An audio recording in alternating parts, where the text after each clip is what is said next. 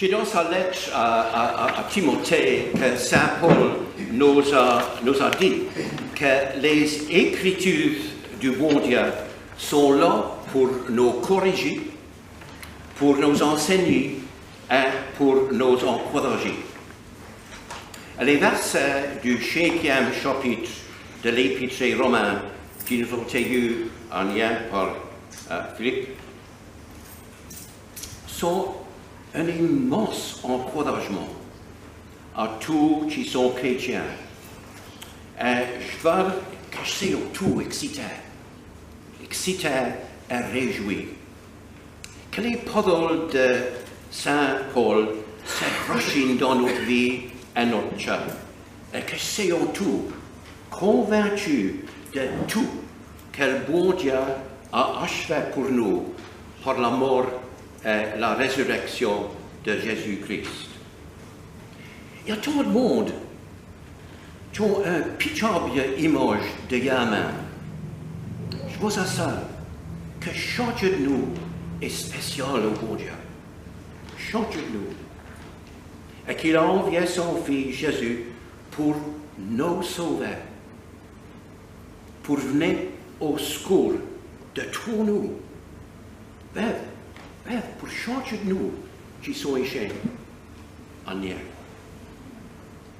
Les premiers 4 chapitres des Romains nous expliquent la manière que nous sommes éloignés de notre Dieu saint à cause de nos péchés. Et j'en fâchons sa colère et son jugement. Mais voilà pour qui que nous avons besoin d'être justifiés et restaurés dans notre relation avec notre Père céleste, notre Abba. Elle seule chemin à la justification et par la foi en Jésus-Christ pour tout qui crée en lui.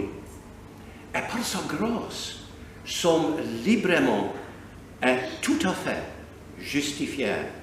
Amen. En effet, Amen. Et dans le 5e chapitre, devant nous, lisons des conséquences de notre justification, les bénédictions de la justification dans la vie du croyant. Eh bien, allons les compter au même. Comptez les bénédictions qui sont là. Premièrement, sommes à la paix au le bon Dieu par notre Seigneur Jésus-Christ. Sommes à la paix. La paix est de grande valeur, que c'est en affaires internationales, industrielles, domestiques, personnelles, mais chez la paix par excellence, chez Shalom. Shalom, une paix qui dépasse notre compréhension, une paix qui fortifie notre cœur et notre esprit, nos pensées et nos sentiments. La guerre entre nous et Dieu n'est plus. La mort de Jésus sur la croix de Calvaire a gagné notre pardon et je ne sommes plus ennemis au Dieu. Oh, et là, je pêchons haute fait et je nous éloignons de Dieu. Mais en confessant nos péchés, je suis pardonné à quoi une fait. Et chaque fait, oh, je suis mis dans le cœur de grâce et je ne suis plus ennemi. Mais, Amen. Et prenez note, j'ai la paix achetée. Alléluia. Je suis moi-même. Deuxièmement, sommes arrivés à cette grâce où nous trouvons achetés. Sommes arrivés à cette grâce achetés. J'avais gagné, j'avais déjà gagné cette position de grand privilège d'être accepté par le bon Dieu. J'avais gagné accès, la porte était ouverte pour nous et nous trouvons dans cette grâce. À la fin du 8e chapitre et Romains, Saint Paul souligne notre position, une position permanente et sages dans la grâce.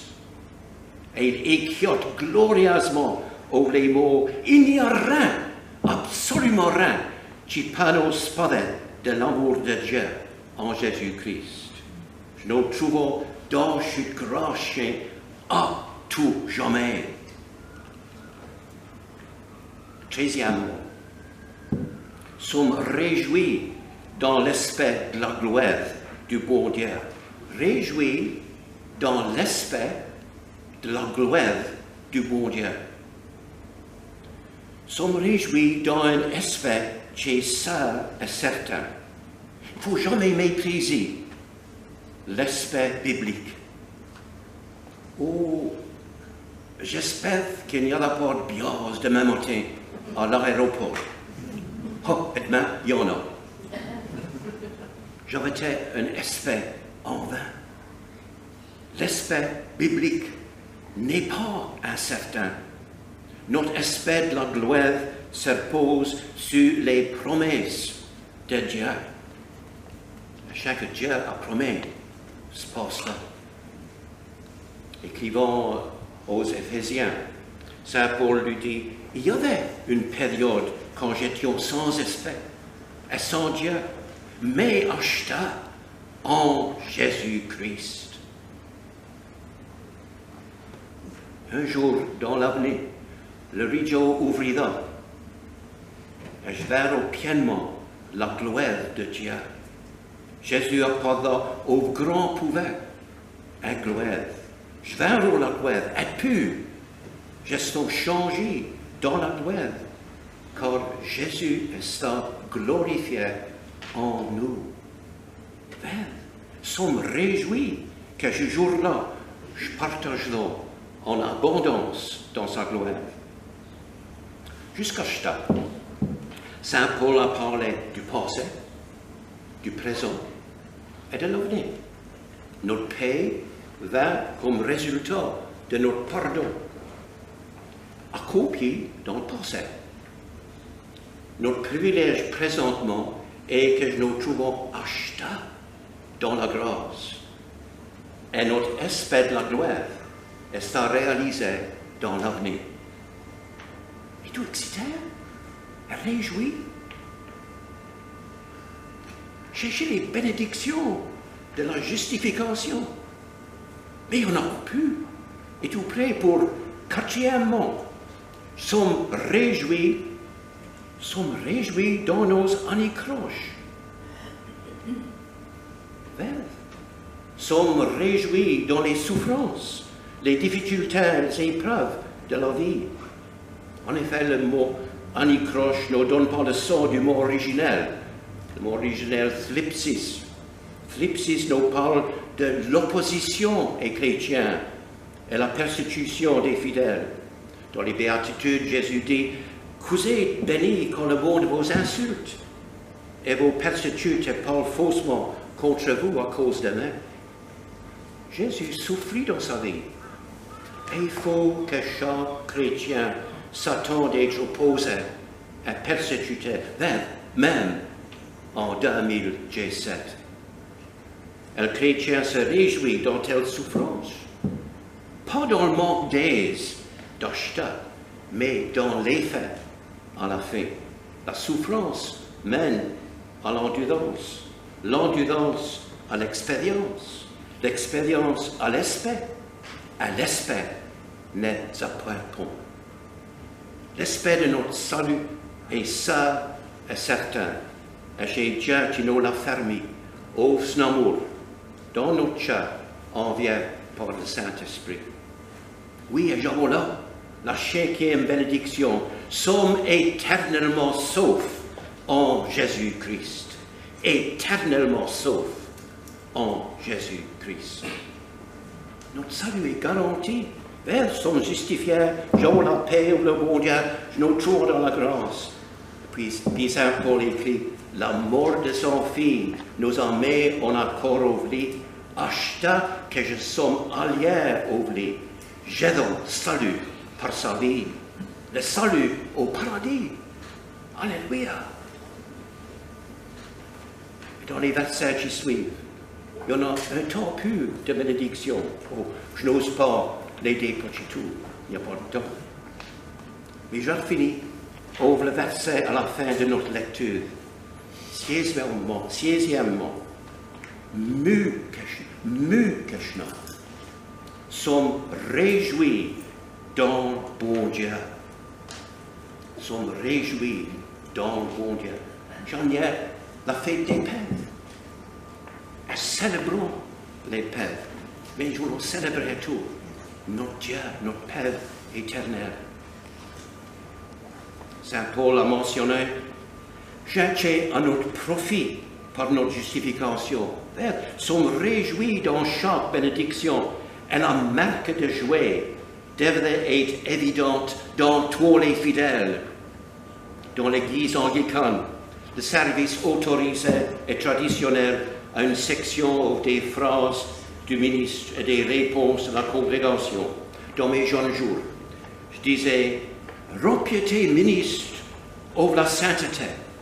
Et les membres de la congrégation répondaient que tes fidèles, c'est joyeux.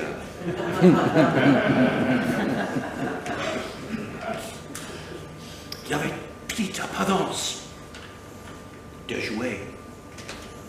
Et j'avais hâte de lui dire, de mentionner à lui fauche, à lui vouer, chacune des lèvres proclamer.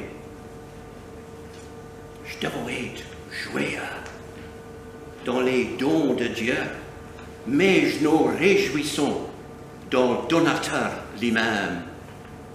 Nous réjouissons dans les privilèges que nous avons. Je les médite pas. Je les avons pas gagnés par notre travail ou notre effort. Ils sont tous les dons du donateur. Faveur étonnante de son amour inattendu. Elle donnait sans limite envers nous. Et louangeons le Seigneur.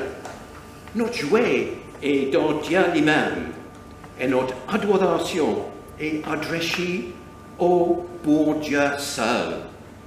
Et c'est dans lui que notre joie atteint le plus haut point. Mes amis, c'est encouragé, excité, considérez à quoi une autre fait.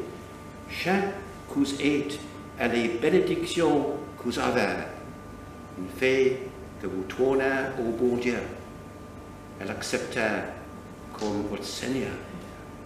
Et vous êtes justifiés en confessant vos fautes. Réjouissez et offrez vos louanges et remerciements à notre Dieu. À quel mode allons-nous? Veillez et oui, que sommes un peuple joyeux. Et n'hésitez pas de lui dire pour qui.